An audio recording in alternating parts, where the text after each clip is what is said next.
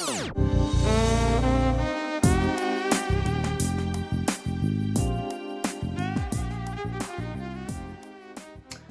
guys and gals, it's Tone. I'm back. Whew. Just a fantastic day today. Just a wonderful day. Wonderful, beautiful day. And so I thought I would come on and I would do my entry for a contest that is being dished out by Tuco over at Wax Ecstatic. Man, Tuco, bro, you made this difficult, very difficult.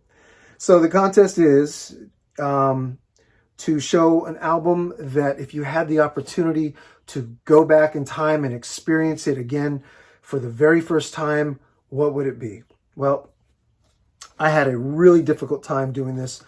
I went through a bunch of records in my head, and as I was pulling them out to kind of take a look at them and think about what they meant to me, I realized, I've got a small pile here, and there's just no way I can choose one. I mean, I chose things that maybe construed as a bit cliche or super mainstream that everybody sees or shows all the time. I mean, I pulled Michael Jackson Thriller, I pulled Off the Wall, I pulled Dark Side of the Moon, I pulled Abbey Road. That was a hard one for me not to show. What else did I pull? Rush, Moving Pictures. My goodness. And then even some newer albums I pulled. And I realized, and a couple of obscure albums or lesser known albums, and I realized that I wanted just to choose an album that meant something super nostalgic for me, because I'm a type of a person that just feeds off of nostalgia. I'm absolutely am in love with things that create nostalgic euphoria. I love thinking back when I was a kid and reminiscing and visiting places that remind me of just times where life was just different. And so what I did was I chose this record. And this record is on Columbia Records, 1976 on Columbia, Red Label. This is Tower of Power, Ain't Nothing Stopping Us Now. This album to me meant family. It meant the weekend. It meant getting together at my uncle's houses or my grandparents' houses, or it meant a relaxing afternoon, Sunday afternoon at home with my brother and my mom and my dad, going through music, because there was always music, always music. And we had a plethora of things to choose from. My dad being a collector and a stereophile, and it's where I get it from. And Tower of Power, it meant we were going to be headed to my grandparents' house where cousins and uncles would also get together, and we'd barbecue or have dinner and watch movies, and I'd be able to go through my uncle's record collection and find records that we didn't necessarily have at the house. Certain, Queen records. It's not that we didn't have Queen records or Zeppelin records or things at the house, but, we might not have had ones that my uncle had. And it meant I was going to go through and listen to Three Dog Night and the Shy Lights and Zeppelin and Queen and Steely Dan records that we didn't have and things like that. And it just reminds me of a time that felt safe, that felt easier, and Tower of Power was always a staple in the household.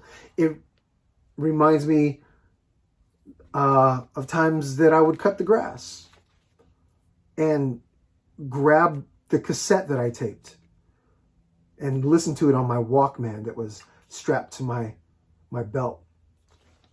And I grew up with Tower of Power, and all the albums before this. And before this, Tower of Power was a huge thing in our family, in the household. And they had shortly after the first record, they had a fantastic lead singer by the name of Lenny Williams. And Lenny Williams was an amazing vocalist with great stage presence. He recorded well.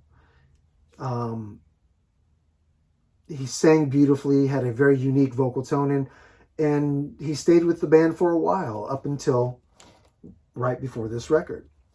He left the band to start a solo career, which was also fantastic, and they brought in a lead vocalist by the name of Edward McGee. And I remember hearing this record for the first time.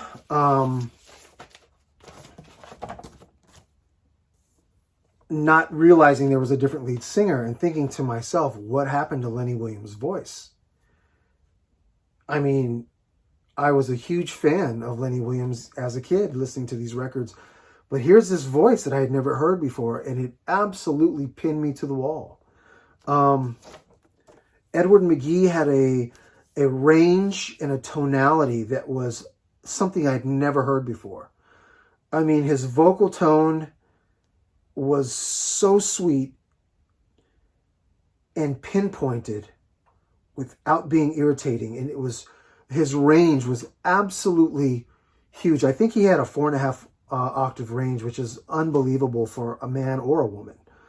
And I mean, without going into falsetto, he had a huge vocal range. And, you know, shortly thereafter, I became fascinated with him as a vocalist. And this album was just packed with songs that just drew you in. I mean, more than any other Tower of Power record before. I mean, the title track, Ain't Nothing Stopping Us Now. The ballads, By Your Side and It's So Nice. And Make Someone Happy. Fantastic ballads. The mid-tempo, Doing All Right. Can't Stand to See the Slaughter was a political song that I first became accustomed to recognizing political songs and understanding why they wrote them. And then the absolute Sunday driving, feel-good funk song, You Ought to Be Having Fun, which is the jewel of this album. And it was an album that I absolutely and constantly went back to over and over and over again. And I remember the way it would make me feel as a kid and the things that it reminded me of what was about to happen or what I could expect. And they were always great memories. It is, to me, the best album that Tower of Power has ever released. It's my absolute favorite, not just for nostalgic reasons, but for sonic reasons and for creative reasons. So, highly recommended record. Again, Tower of Power, Ain't Nothing Stopping Us Now, 1976 on Columbia Records. So, there you go, Tuco. Appreciate the opportunity, and I'll be seeing you soon. Thanks a lot, bro. Bye. I can't sleep, tossing